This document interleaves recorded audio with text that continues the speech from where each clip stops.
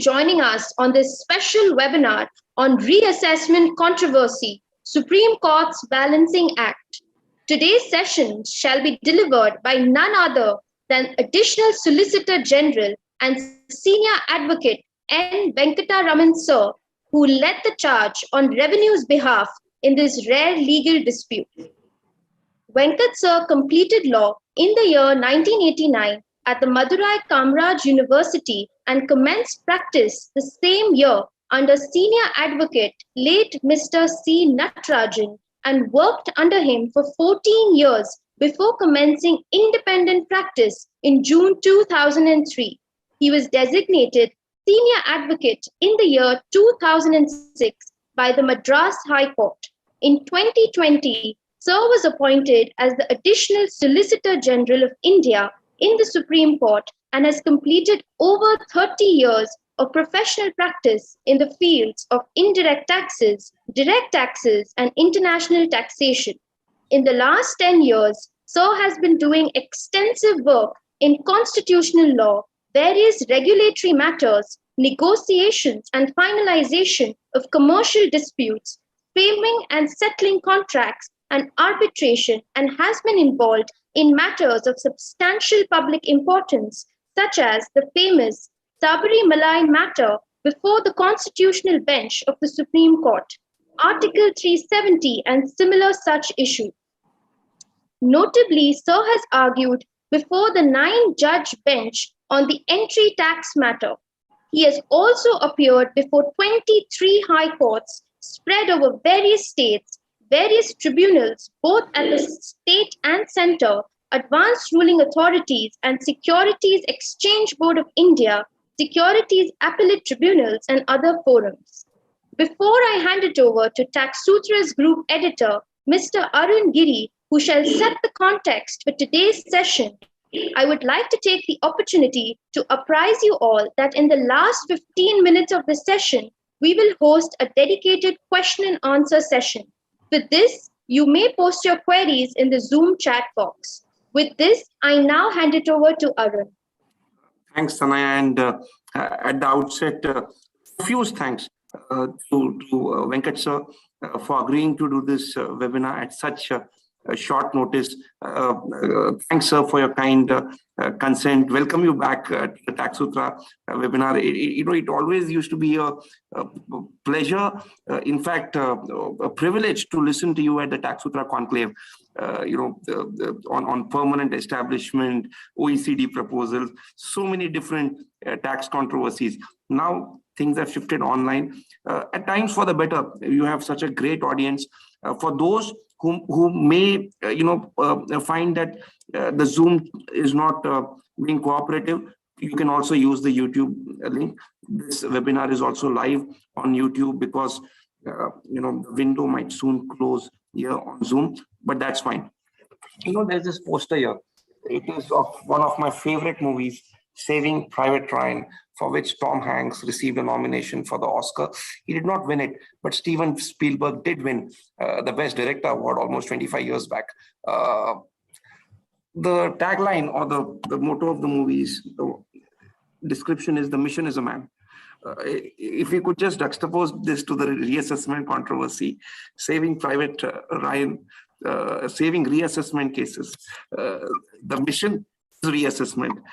And the Tom Hanks here is Venkat sir. He nearly the impossible by bringing the Supreme Court around to a view which they have called the Balancing Act. Reassessment in itself is a provision that has come almost 25 or more than 30 years back. And from then to now, be it GKN, be it Kelvinator, this is what is reopening, the opinion of the income tax officer. Writ petitions galore over the last few decades. So we are all used to that controversy. But this was even a few steps higher than that.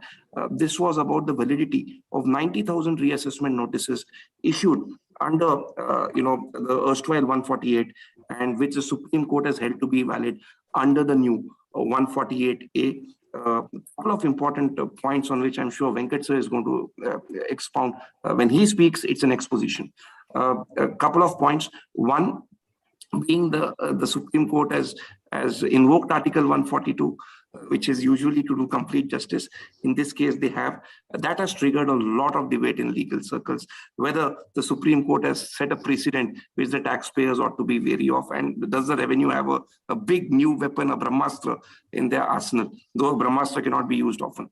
Number two, the Supreme Court, in a couple of words, which actually may have missed a lot of even Pandits' eyes, has said in the judgment that in case the Supreme Court does not rule the way it finally, forget the fact that the revenue may be losing the matter. It's the public exchequer which may suffer. So the use of the words public exchequer become very important. The revenue may not suffer, as ultimately it is the public exchequer which would suffer. So I think they have taken a much, much larger view than we all thought they would. And the Supreme Court has gone on to say the revenue cannot be made remediless, and the object and purpose of reassessment proceedings cannot be frustrated. Venkat's argued this matter on behalf of revenue, and he's making it a habit to win big tax cases before the Supreme Court. So when it was online, we all had the pleasure of hearing you. Now with things going, again face to face physical hearings, they're not always easy or convenient to come and hear your masterful oratory. But we have a big audience.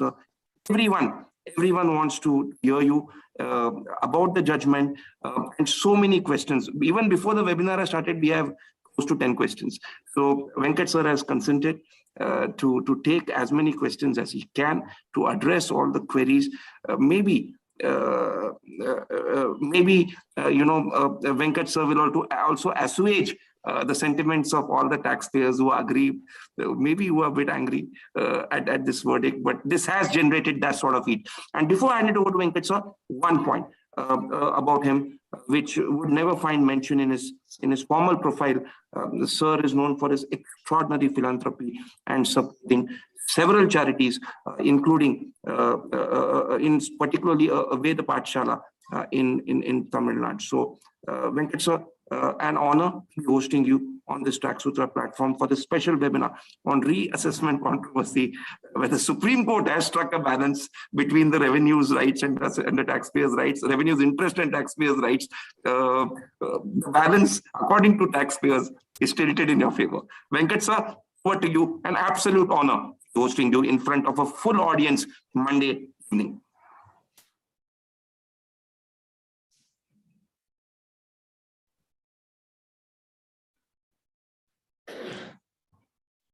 Thanks a lot, Arun, my good friend and a great well-wisher.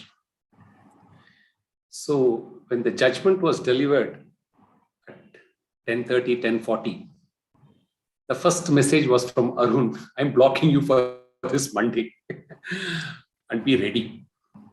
And I therefore couldn't say no to him. I've never said no to him.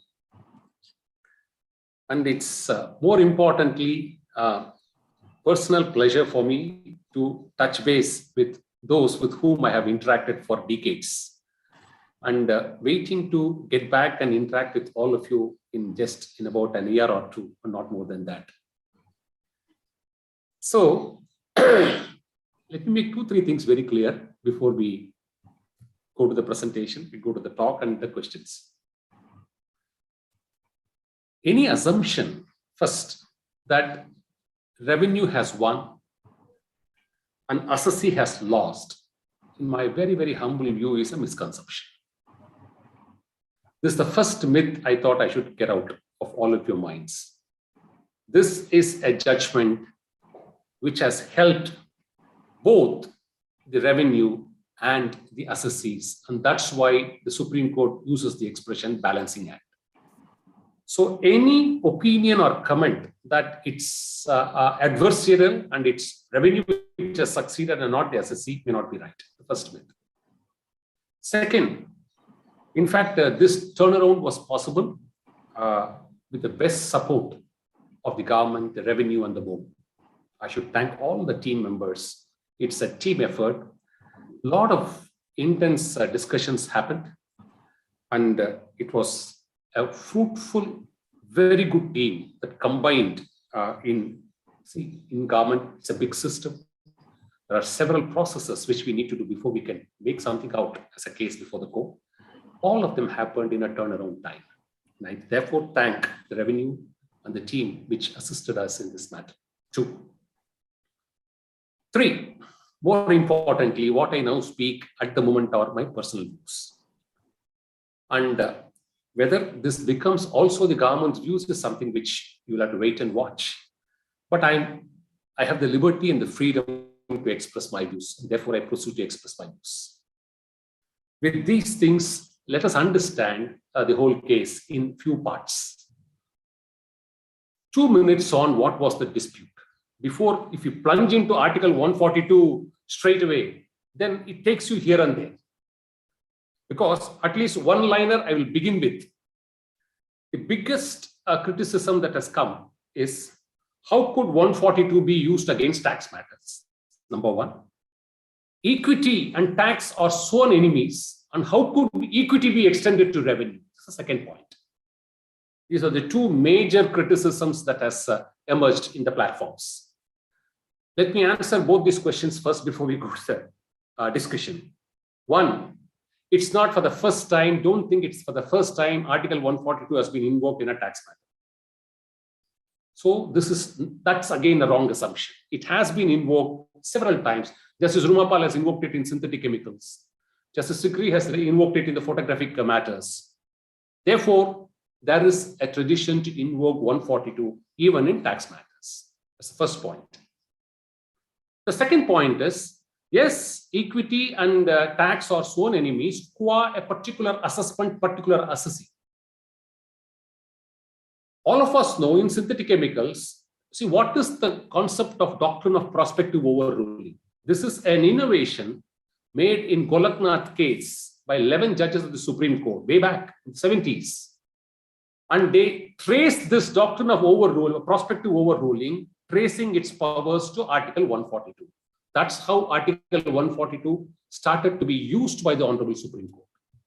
So what do you mean by prospective overruling? Something is actually held to be, this is the law.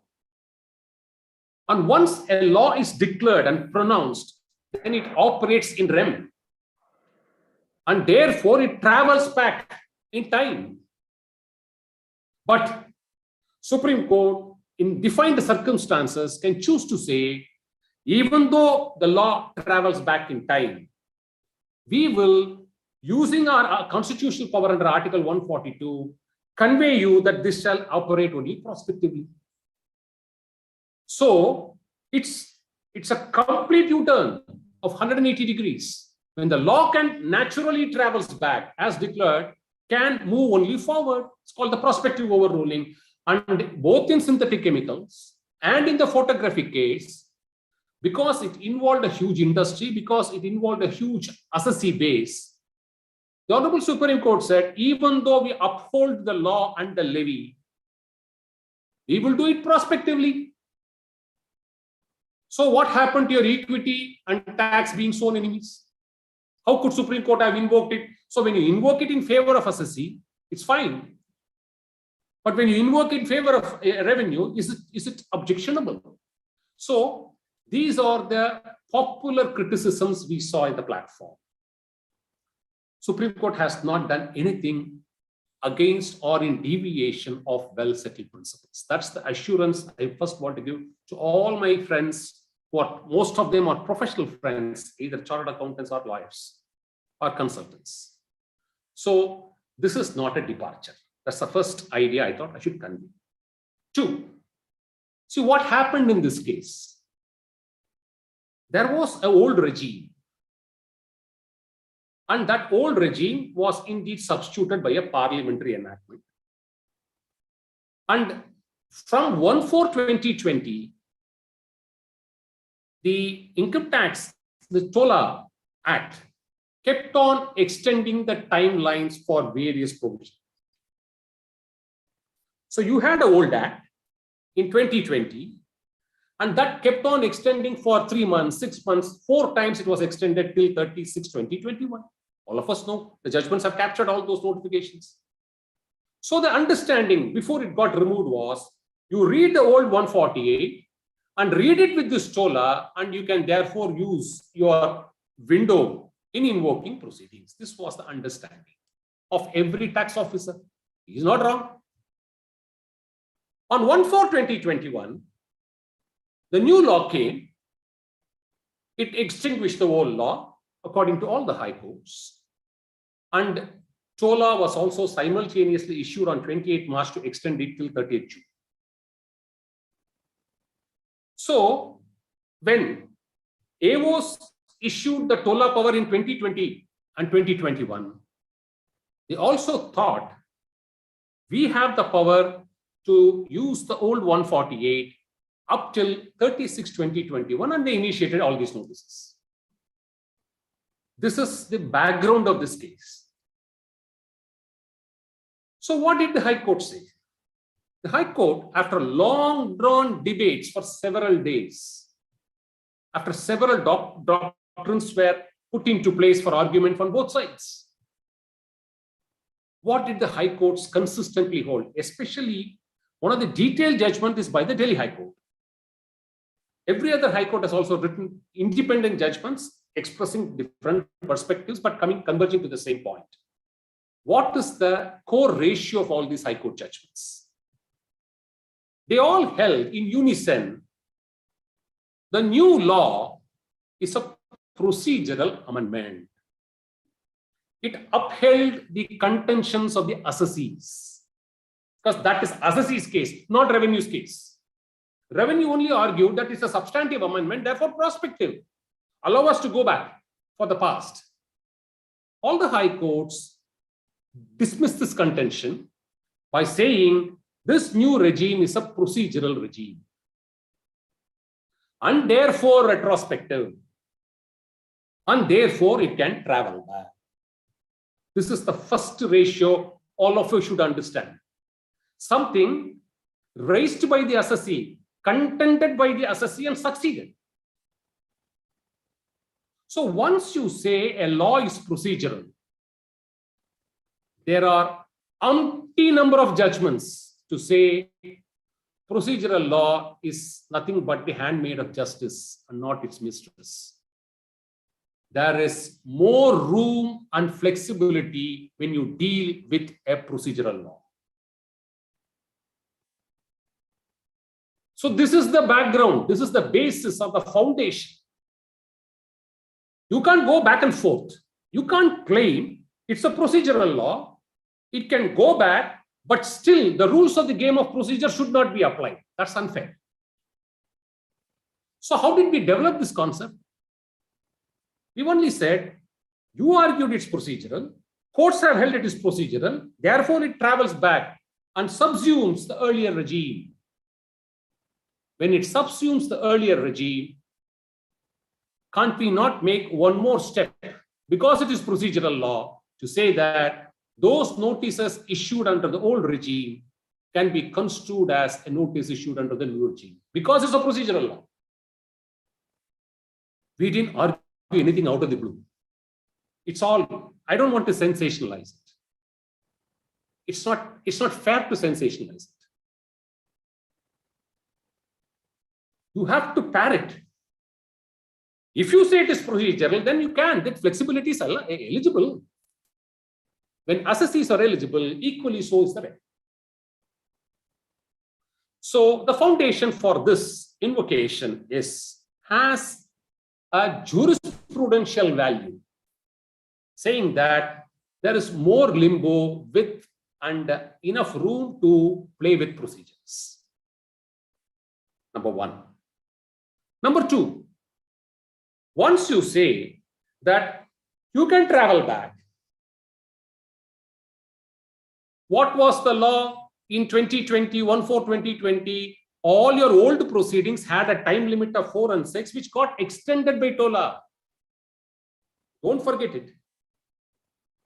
And it was extended till 30/6/2021.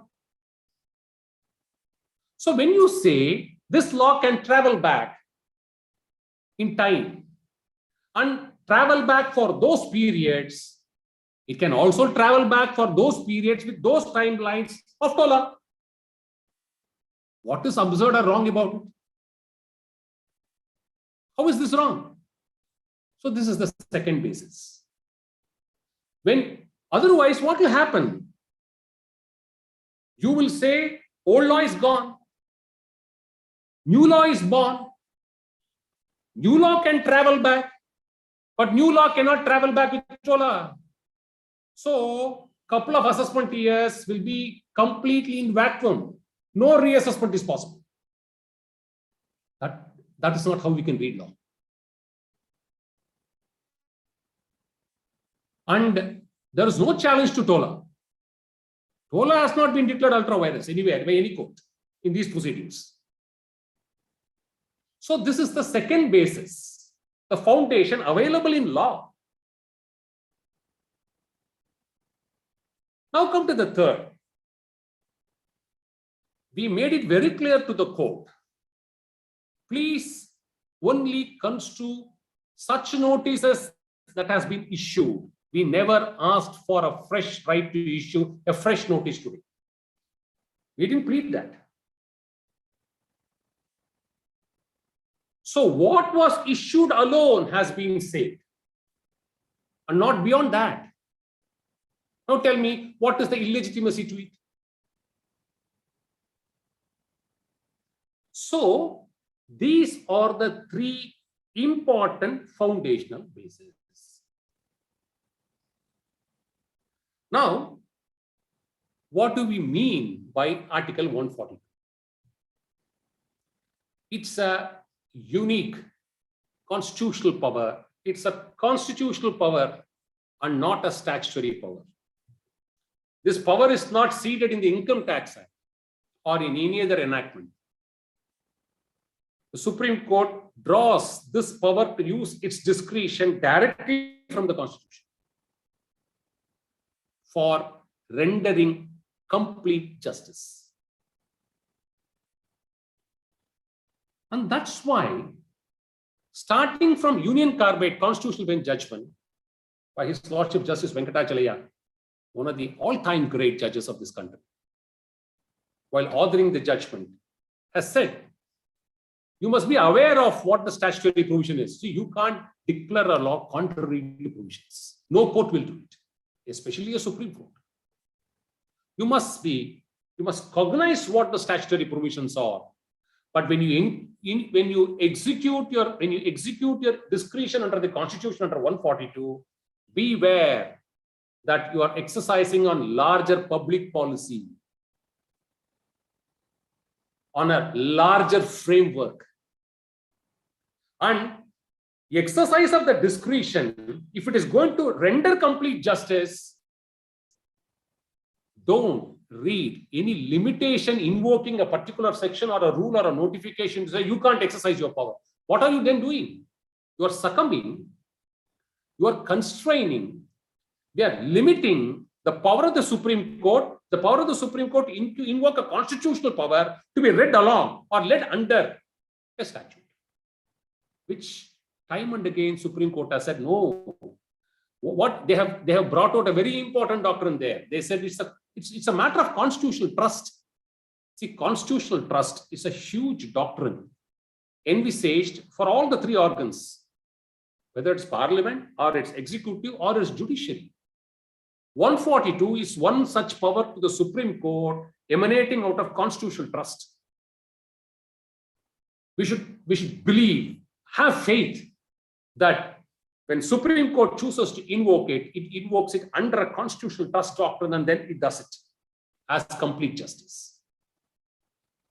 And therefore, when somebody chooses to comment on it, please be aware of all this. Don't try to interpret it like we interpret a notification or a rule or a regulation or a circular.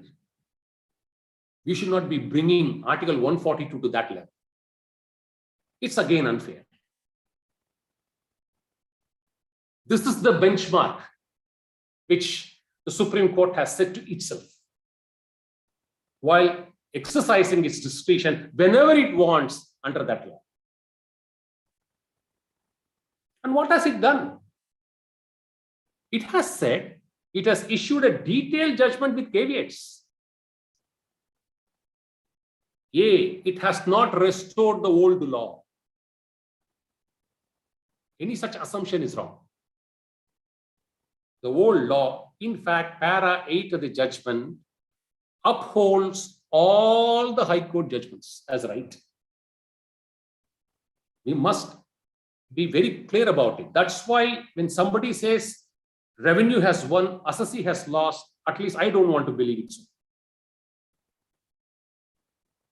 Para 7 of the judgment upholds the High Court judgments on the principles on which they chose to say that the notices issued under the old law is wrong.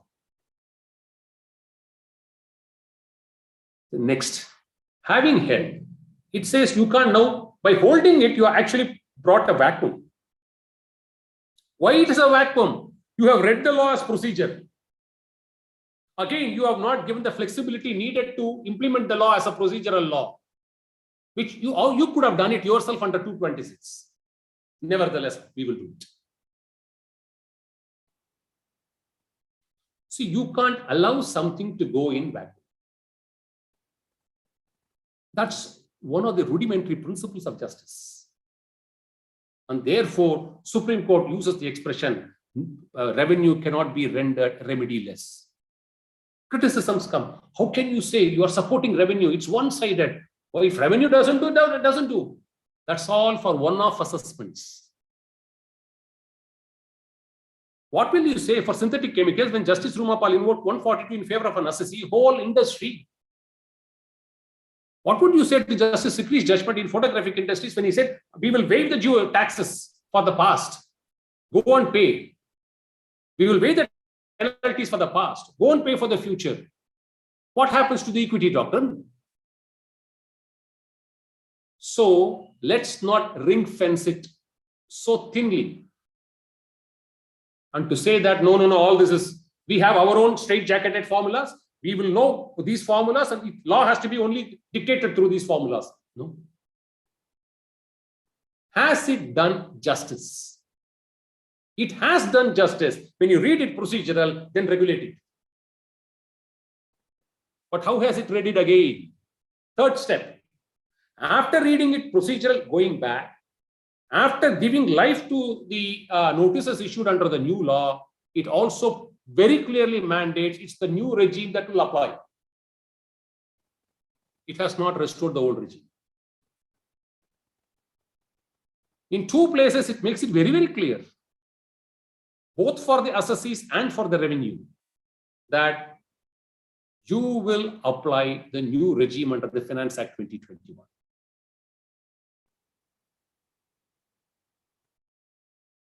So, at least these are my personal views at this point of time. If the new regime applies, your 4 will come down to 3. Those with less than 50 lakhs necessarily will go. And the first proviso to 149 makes it clear you can't travel back for 10 years for those past periods. There's a protection.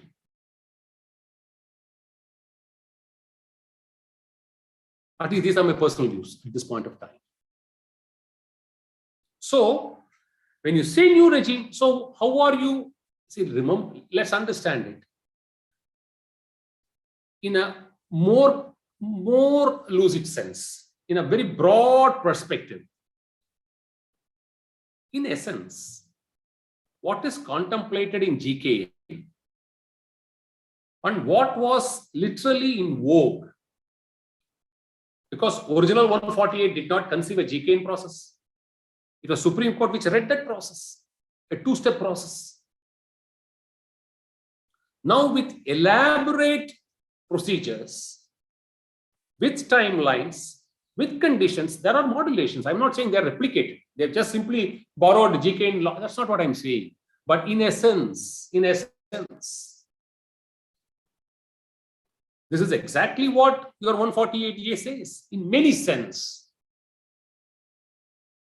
Even on the GK stage, after calling for details, if an officer is convinced, he need not proceed to the next stage.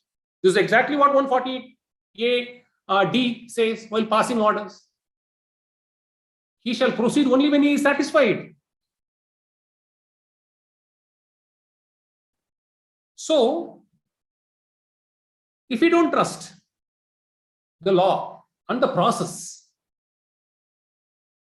there is a difficulty to it. Of course, somebody can say, is it not abused? See, now that we have, Union has taken a position in sedition matter. See, if you read constitutional law and constitutional bench judgments, there is a classic distinction between abuse of process, abuse of law, and upholding constitutional validity, and the policy choice of a parliament or a state legislature to have a law or allow the law to go. These are three different dispensations. If a law is abused, that abuse has to be attacked, and the abuse has to be examined. And if the abuse is really so visible, so inflicting, courts have to interfere to that and put an end to that abuse. No doubt about it. There is no compromise on that. But that's not an assumption to say, therefore, the law should go. Whether a law should remain or not remain is always a policy maker's choice. And when Parliament passes a law, a state legislature passes a law, court can only examine its constitutional validity. It cannot examine whether a law should be there or a law should not be there. That's not court's rule. These are all fundamental jurisprudence in Constitution. We can't be swapping it the way we want. And therefore, it's said that we will allow this process to happen. So you are going to be given a full opportunity. Has the court said, no, you start operating, deem this as a 148 proceeding itself, start passing orders? It has not said that. It has not deemed a notice issued under old 148 as a notice issued under the new 148. It has only deemed this to be a 148A. See, that is the objective of the law. That's exactly what the Hon'ble FM showcased before the budget. And that's exactly what the court is now facilitating in these notices. Has the court bypassed those procedures? It's in sync. The policymaker's choice, the legislative wisdom as translated in an enactment, and a judicial interpretation when they are in sync. Invoking a power under Article 142, what is there to object? Therefore, this is exactly how it unfurls. The question is it right or wrong? Last 4-5 minutes, and then I'll take questions. I'm more interested because I understand you have a lot of questions, right? It's better we answer questions rather than having a monologue. Last 3-4 minutes, let me speak on this and then leave it to you. Please bear two aspects in mind. This is declared to be a procedural law on Assessees asking. And ground rule 2, procedural law has greater flexibility and greater elbow. Ground rule 3, the policymaker's choice, legislative translation, and judicial interpretation today is in sync.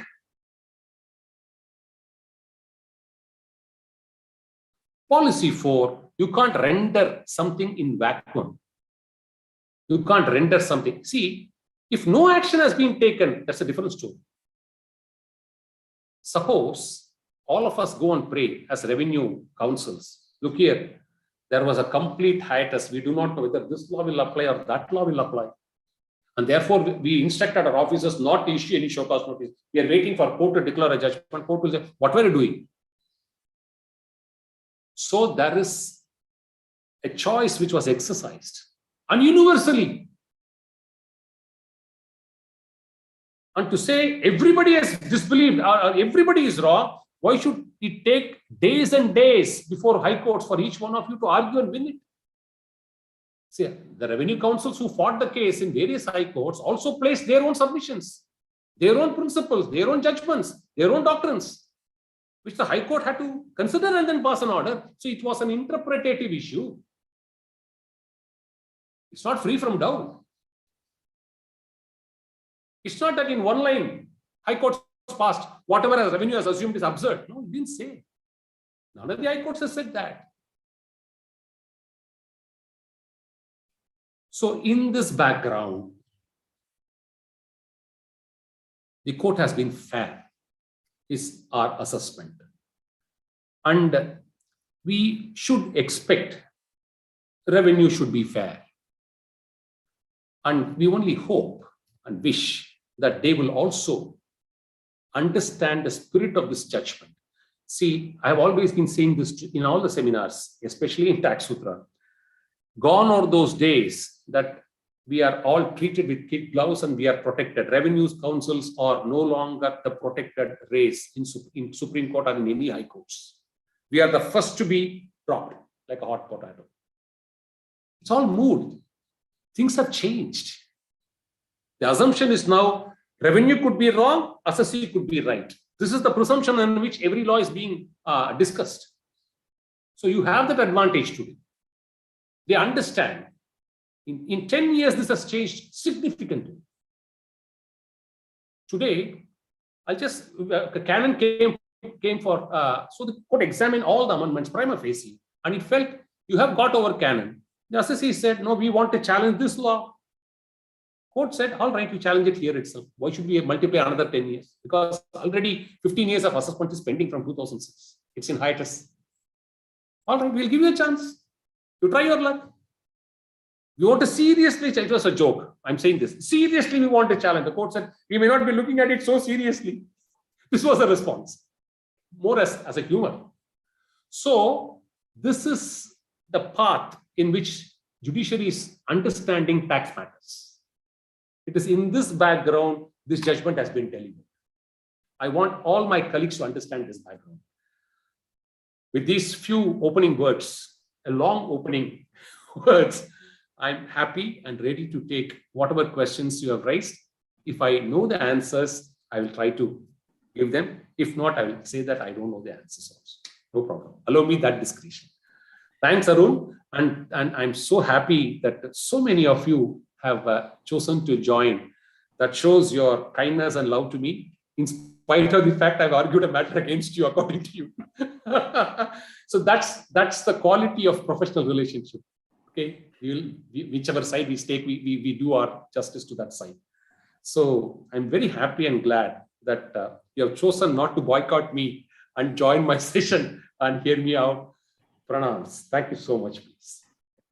Our pleasure. And just a humor, it wasn't opening, it was a closing. matter over, no appeals hereafter. But I think you applied some balm to the wounds right in the beginning by saying that this is not necessarily to be treated as a judgment in favor of the revenue. That is what is called a graceful winner. You're being very modest. I'll straight jump to the question. A lot of questions. The first one goes to from a good friend of mine. I'm using the moderator's discretion. He's a partner at a law firm.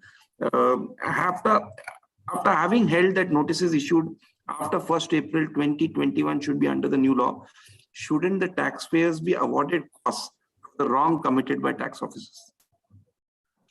I didn't get the question, please.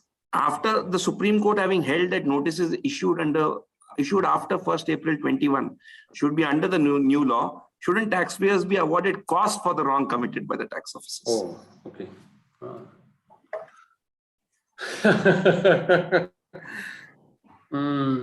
See, if I have to conceptualize the answer,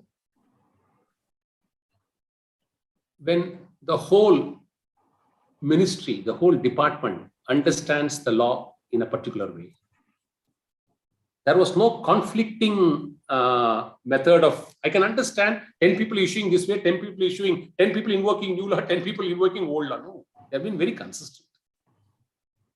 And two, you have labored it for days to get a judgment in your favor. So when a matter is one involving interpretation, how do you expect a court to impose costs? Cost is what? For wasting time, for delaying, for trying to be smart over the court. I think this is not a case where revenue has acted in any one of these three conditions. It certainly does not deserve a cost, and court has rightly not imposed the cost. So the next one is, there are quite a few questions on what happens to proceedings for AY 2013, 14 and 14, 15. Are these proceedings barred by limitation? I did see a few more relating to 2013, 14. One more question, can the tax department issue notice under 148, 13, 14 and 14, 15 AYs when the quantum of concealment is estimated above 50 lakhs represented by assets? So there are a few questions relating to 13, it's a fairly elaborate, it's a fairly pointed question. I think this is exactly where people want to know something about it. And what I express at the moment is my personal view. I want to qualify this as a statement. Sure. And we do not know. I mean, I hope revenue also appreciates it, but we'll have to wait and see. My understanding, at least, is 2014, 14, 15, 15, 16 will be subjected to the new 149(1)(b) procedure. So 3 lakhs threshold, 3 years threshold and 50 lakhs threshold is a very, very valid test. And officers should choose not to proceed. This is my understanding of the law. If it is above 50 lakhs, then they can certainly invoke 6 years. So if this clarity happens, and if pattern of assessment happens in this direction, well, it will be good. It will augur a lot of what I could say, recommendation even by the Supreme Court for having acted in a very prudent and a sensible way. So these are my personal views. Yeah. So the next one is short one, but looks interesting. Whether a notice issued under 148 subsequent to June 21, 28 June 21, would fall within the purview of Supreme Court judgment and be considered a notice under 148A. This is again my personal view. Even though Supreme Court in 2 places has said this judgment will apply till it delivered the judgment on 4/5/2022. So it says that notices issued till 4/5/2022 will be protected by this law. My personal view is any notice issued post 1/7/2021 may not get the benefit of this judgment, and in fact should not get the benefit of this judgment when you read the judgment in a holistic sense. Yeah. This is from another good friend of mine, Ajay. He's saying the notices under old 148 are issued applying tests under section 147, which is reason to believe. If they are deemed to be notices under 148A, the test under 148A is information which suggests. So it is not the same, and the Supreme Court cannot amend the law and read so much into it. How will the revenue meet the different standard? Are we getting ready for another round? I thought the Supreme Court had actually laid down the clear mechanism how this is going to operate. But yet, Ajay is almost threatening another round of litigation. No, I should not kill. Best of luck to him. But let me make it clear, at least what happened in the Supreme Court and what it has also said it in its judgment.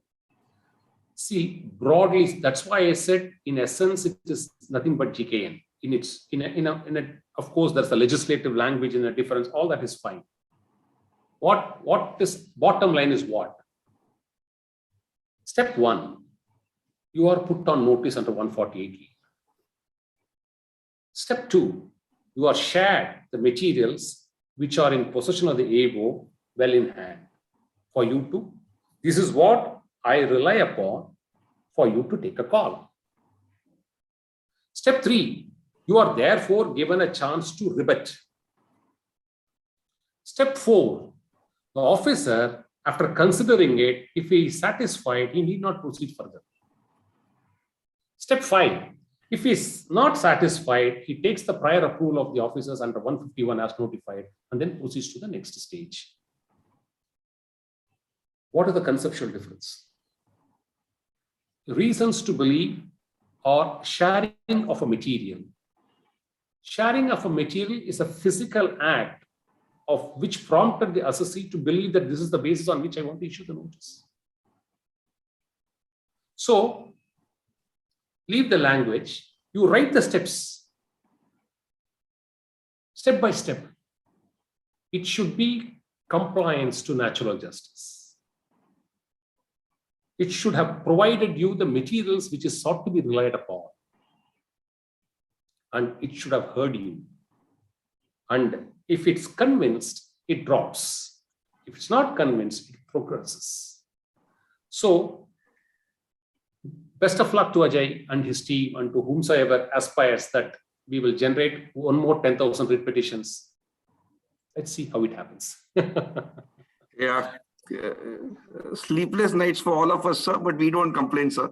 If there are writ petitions, we'll report on them. We'll have one more webinar. No, it was a nightmare for the CAS in the Supreme Court to imagine filing 9,000 monotonous appeals. Okay. Yeah. That's why it said, when we said that it's a complete wastage of time, machinery, infrastructure, manpower, and money. The court said, if it's the same issue in all the courts, why should we replicate and clog the Supreme Court with 9,000 appeals? So we will not ask you to file appeals. So whatever little has been filed has also been withdrawn now based on this judgment. Yeah. So I can see another 25, 27 questions. I'm sure we can't take. So could we take a couple more questions, you think? Whenever you want to see, I'm after all with my friends, I'm with you. So whenever you want to close, you close. Up to that. No, sir. This is more to do with your time. I'm sure you have. After all, meeting all of them, even though virtually after a long time, I would like to be with them as much as you can, and I can. No problem. Another 10 minutes. I will take a few more questions.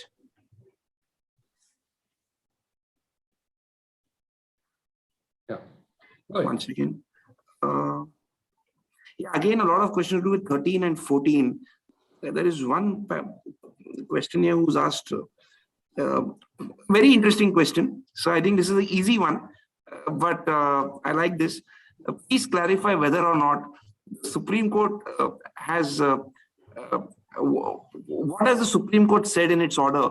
Whether the orders passed by the high courts, were they correct in law or not? Yeah, so I think a lot of people have this question, whether the Supreme Court really overruled the high court, the reasoning, did it deal with the high court orders, in detail? In fact, for the convenience of all of you, para 7, exact words of Supreme Court I will read. The new provisions substituted by Finance Act 2021 being remedial and benevolent in nature and substituted with a specific aim and object to protect the rights and interests of the assessees as well as, and the same being in public interest. The respective high courts have rightly held that the benefit of the new proviso shall be made available even in respect of proceedings relating to the past assessment years, provided under section 148 has been issued on or after 1/4/2021. We are in complete agreement with the view taken by the various high courts in holding so. So to say that high court's judgments have been reversed is overlooking para 7. It upholds, but it says after upholding it, it has generated a vacuum. Even though all the high courts had added one last paragraph, whatever is available in law, you should do it. What is that is available in law? You can't render reassessments into vacuum. And therefore, para 8. However, at the same time, judgments of the several high courts will result in no reassessment proceedings at all. Even if the same are permissible under the new enactment, the revenue cannot be made remediless and the object and purpose of reassessment cannot be frustrated. And therefore, it goes into this doctrine. And it says bona fide mistake, to extension. And it also says High Court itself could have done it. We are the opinion that some leeway must have been shown in this regard by the high courts, which it has not done so. Which it could have done so. This is the basis. Yeah. The next is from a gentleman, Mr. Ravikant Kamat. What happens to balance 81,000 cases where there are no writs filed and matters are pending with you? Good. If you read paragraph 8, 9, and 10, together. The Supreme Court has dealt it in two stages. In para 8, it has restored and construed all the 90,000 notices to be issued under 148 capital E. And in para 10, because it deals with High Court judgments, it seeks to interfere and reverse all these judgments partially to restore them back to 148 H3. You have to give a finding on those writ petitions. So it uses the expression writ petitions in para 10. It doesn't use the word writ petition in para 8. Para 8 is omnibus. It's available for everybody. So answer is all the 90,000 notices have to be construed. Now look at the legal angle. If someone is going to say, no, it is available only for 9,000 and not for 80,000. So what happens? See the absurdity it can lead into. So what happens? People who are sitting at their homes and cooling their heels are left free. People who came to the court and fought for their rights are now caught.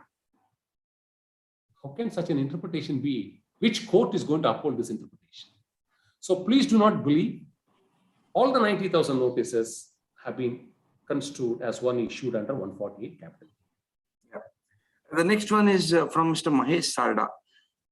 He says in ACCT versus Glaxo, it's a CST case, Central Sales Tax. The Supreme Court has held that Article 142 cannot be invoked where provisions of the law are clear. Any relevance of this issue? I think you dealt with this very in my article without any ambiguity. Could we treat this as a closed question, sir? You dealt with it? Because somebody has raised it, I'll take a minute. In fact, in my article to Taxsutra, I have referred to two judgments. Again, where they refuse to invoke 142 in a tax matter, qua inter partes assessees. So you must understand it that way. If you start using 142 for every case, then 142 will lose its constitutional significance. You must understand the background. Normally, when a judgment is declared, it travels back. You have to pay for the past assessment. Suppose a 2010 assessment gets decided in 2022, then you be left free because you decided only in 2022. No, the Supreme Court doesn't interfere. But when a whole industry is before it, it chooses to use the doctrine of prospective rolling and say, fine, there has been a genuine doubt, therefore we will leave you there for the past. These are the discretions applied based on some background, which are very unique. This is a case which falls under that unique category. It doesn't fall under the general category. That's what I'm trying to do. Yeah. So this one is from my colleague, and I will this Vikrant, who's editor. Can one say that Justice M.R. Shah's judgment has eclipsed Justice Rowlett's judgment in Cape Brandy? Now, Cape Brandy will have to pass the Ashish Agarwal test. No, Cape Brandy generates a lot of ratios. What is which ratio is Vikrant trying to say? I have to know that. It deals with the various aspects of it, and we have applied Cape Brandy in different circumstances. So, sure.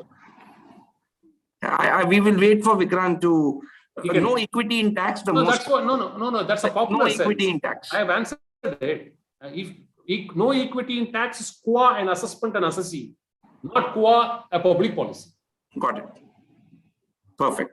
The next question is from Piyush Bafna.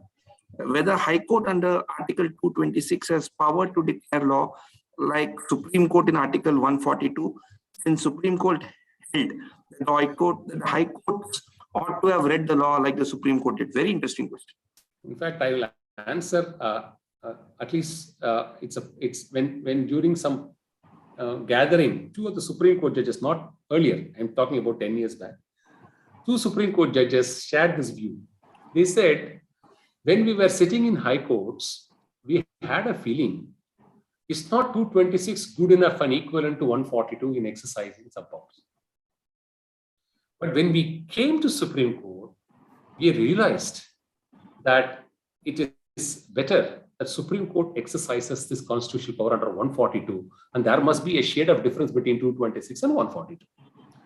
So this is a view expressed by two judges who had a different view when they were sitting as High Court judges and when they came to Supreme Court.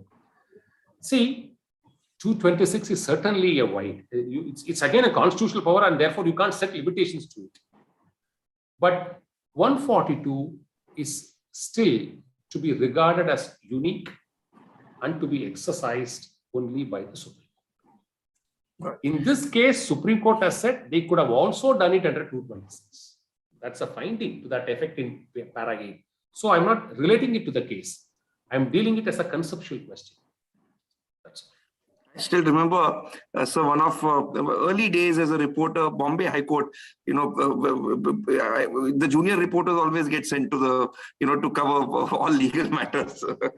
So that time legal reporting was not so big as it is today. It's almost 14, 15 years back. Advocate General Ravi Kadam was in the High Court, and I think one of the taxpayers said, it was about Article 226 and so on and so forth. And I don't know whether Mr. Kadam was on the side of the private party or the government, but he did say that 226 is extraordinary jurisdiction. You can't, so the High Court, I still remember those words, extraordinary jurisdiction of the High Court. So in some ways, 226 is like 142, but not really. I'm not saying 226 is inferior, 142 is superior. No, I'm very careful in my choice of expression. Yeah. 142 is a unique constitutional power to the Supreme Court. That has to be understood in that sense. Yeah. And maybe the High Courts wanted to play it safe. Right. Saurabh Shah, next one. Sir, how will the Relaxation Act interplay with the Supreme Court Act order? The Supreme Court only deems the notice to be show cause notice under 148A and not under 148. In such cases, most notices will be time barred. No. I think I clarified it during my talk. I'll redo it. No problem. What has it said? Step 1. Old law goes. Step 2, the new law operates. Step 3, the new law operates for the past periods. Step 4, when it operates for the past period, how can you disarm the new law without tola? So what will happen for those years from 1/4/2020 to 36/2021? You will render couple of assessment years into total vacuum that they are incapable of doing reassessments at all. That's not how we can read the law. And none of the high courts have declared tola to be ultra vires. They could not have. The Supreme Court itself was exercising its natural power, its constitutional power under 142 and extending timelines. So when you marry the old law and go into the old period, the new regime operates for the old period with the old dispensation and set of procedures. Please do not forget that. That is why it is held to be procedural. Yeah, the next one, we'll take maybe a couple more and we'll wind up. Because this is never ending. There are 63 questions of which you've already answered 15 or 20. So this can't go on. So this can be a marathon midnight hearing. And marathon midnight hearings are only again for some earth-shattering emergency. Hanging people or not hanging people, I don't want to be hanged. Yeah. This is still not life or death. So don't worry, everyone. Mr. Lakshmikant Kothari asks, Supreme Court has spoken of leeway for bona fide mistakes of tax officers. Taxpayers use these arguments before tax officers when penalty proceedings are initiated for bona fide mistakes of taxpayers. Yeah, that's why I'm saying they have done it in synthetic chemicals. Same 142. They have done it in the photography case.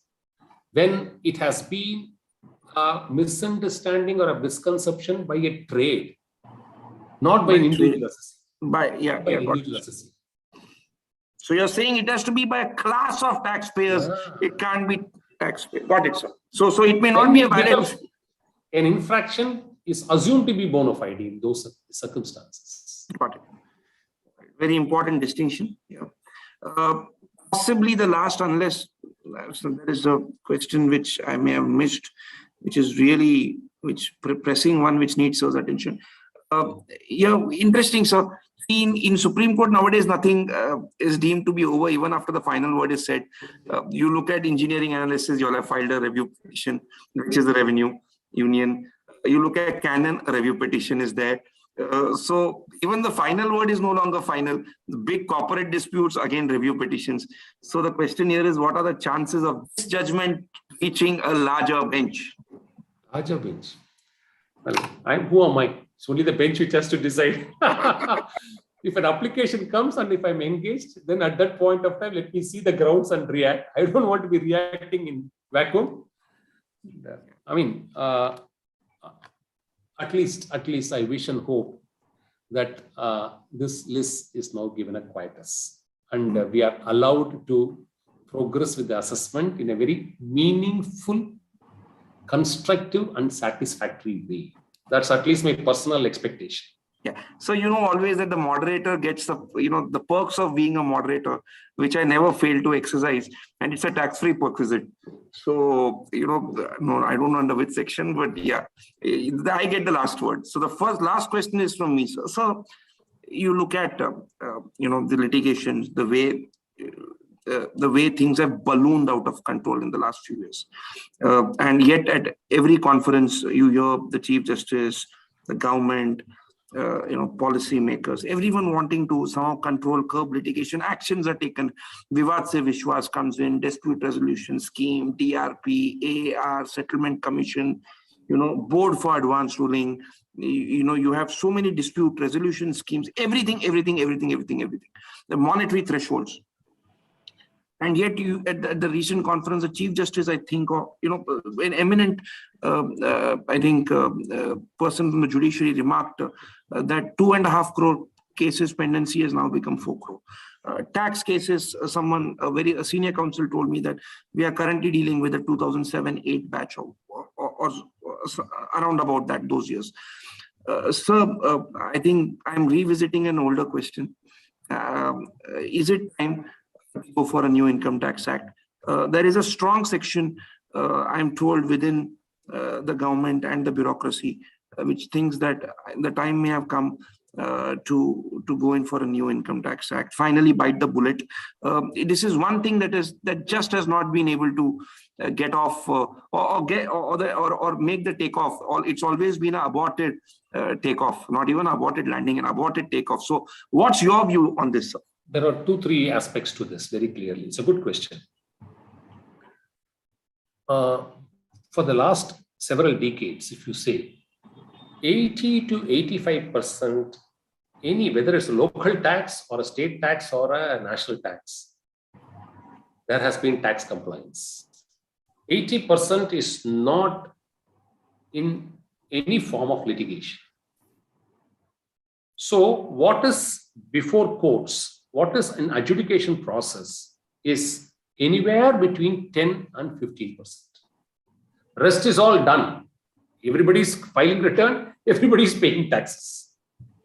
So it is 1:10 or 1:6 or 7 or 10. I think it's 1:10. We can benchmark it to 10%. Number one.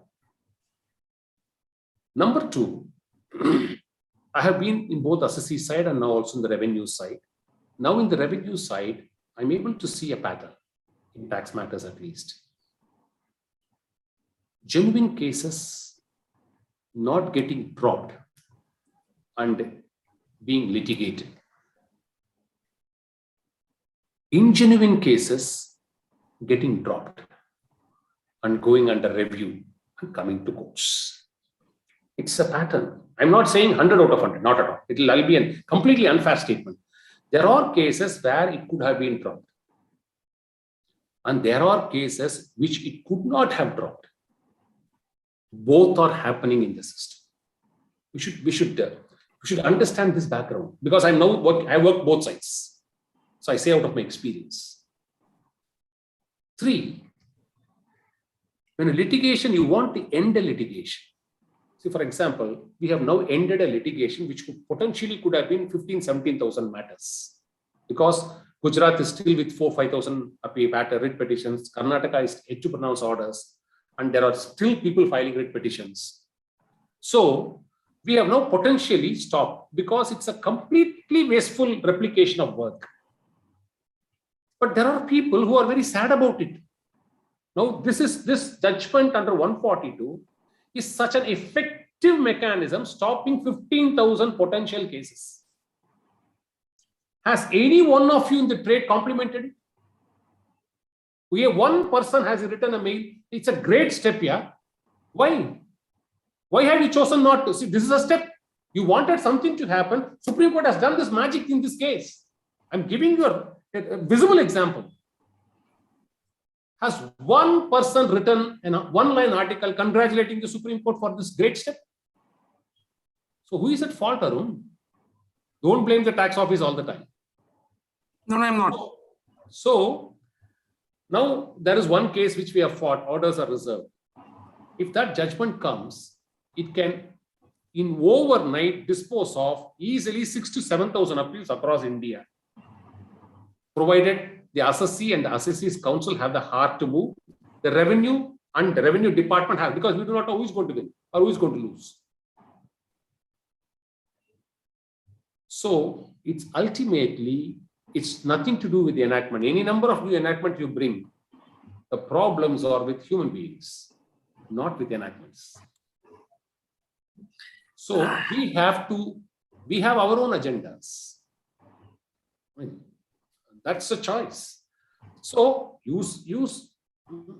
so please understand it from that perspective. Solution is only with us, not with the law. I'm now convinced about it. We can have one seminar on this exclusively. Yeah. Solution is with us, not with the law. And I'm already getting a lot of messages. Amazing, fully agreed. Do drop your feedback. Trust Venkat sir has answered questions to your satisfaction. Maybe not, but at least he's answered the questions. So sporting of you, sir. And I know how busy you are. And so many people are thanking you on the chat. Do keep them simply stunning, amazing. Thank you. A lot of the feedback coming in. So many people who know you are your admirers. Yeah, in fact, fantastic session. I could only imagine magic in the Supreme Court. I want to only thank first of all my senior C. Natarajan for having taught me this law. And I should thank all of you who have listened today. You have all given us briefs. You have all taught us. So it's what we learned from all of you. We are now using it. And do not think we have used it against you. Don't carry that impression. I will certainly be hurt. So I want that feeling to go from your mind. We have done our best in the interest of both the government and all of you. And I wish government also responds it in that way so that it does implement the law in a manner which has been recommended by the Honorables. Yeah, the feedback just doesn't end. One comment says all doubts, all questions cleared. Thanks, Venkat sir. Thanks, everyone. Thanks to the Taxsutra team, Maya, Jayesh, Shamli. Thanks so much at such short notice to put it together. Thanks to my colleagues, who really, burnt the midnight oil to make this webinar happen. Thank you. Hope I have not missed anyone. Venkat sir, profuse thanks for taking your time out. I mean, I can't thank you enough. Grateful on behalf of all our readers. Thanks everyone for attending this Taxsutra webinar on reassessment controversy, the balancing act, or the fine balance that the Supreme Court sought to strike between revenues, revenues, interest, and taxpayers' rights. Seminal judgment, whichever way you look at it. The final word today belongs to Venkat sir. Thank you so much, sir, for clarifying all our doubts and questions. Thank you, everyone, for joining in this Monday evening. Thank you. Namaste. Thank you so much. Can I exit, Arun? Yes, sir. Thank you. Thank you, Arun. Thank you, all of you. Thanks, Kalpana also. Tanya, everybody.